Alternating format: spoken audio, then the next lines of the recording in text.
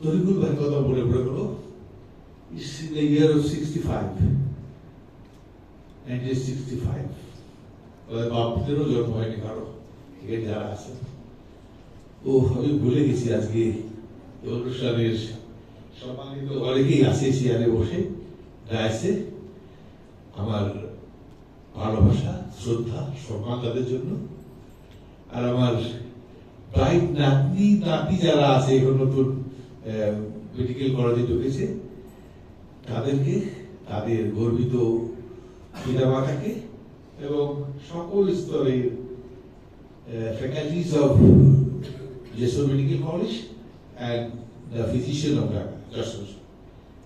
আমি এখানে সব আমার ছাত্র, যারাই যশোর প্র্যাকটিস করে সবাই আমার প্রায় ছাত্র, 98%। সেই জন্য নিজেকে খুব গর্ববোধ করি। আমি তো ক্লাস 3-তে পড়ি, 1964 or 65 জেলা স্কুলে। তখন জেলা স্কুলের ওই পাশে উর্দু সেকশন ছিল, এরপরে বাংলা সেকশন ছিল। উর্দু সেকশনের ওখানে ওই উর্দু বিহারি যারা উর্দুটা উর্দু সেকশনে পড়তো, ওদের কেটে গেলে অনেক কুলফি, চানাচুর এগুলো পাওয়া যেত।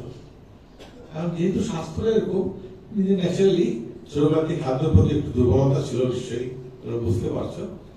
যদিও আমি 7 মাসে জন্মগ্রহণ করেছি, 7 months I was born। যদি ফুল টার্ম ভরতাম তাহলে কি হতো আল্লাহ জানে। তো ওখানে ওই খেতে দেওয়ার তখন তরিকুল ভাই ছিলেন যশোর কলেজের ভিপি, কিন্তু আমার বড় ভাই ক্লাসমেট, ওদের আসতেন।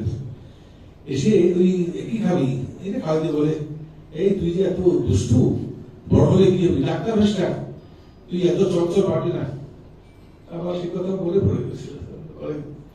লাস্ট তরিকুল ভাই লাস্ট স্টেজে তোমাকে সেটা পীড়া দিয়ে গেছে। আমি অ্যাকচুয়ালি ডাক্তারি পড়তে চাইনি। কিছু ঘটনার পরিপ্রেক্ষিতে আমি ডাক্তারি পড়তে বাধ্য হয়েছি। আমার মা তো ডেথ বেডে, 1976 মেডিকেল কলেজ ওদের ক্লাস শুরু হবে। আমাদের সময় এত কোচিং এত কিছু ছিল না। আমাদেরকে কলেজ, আমাদের কলেজে লাস্ট 3 months তখন আমাদেরকে এত পড়াতো যে 3 months এভরিডে পরীক্ষা হতো, full syllabus, and it would cover all the admission tests also। এর জন্য আমাদের কোচিং এর কোনো সিস্টেম ছিল।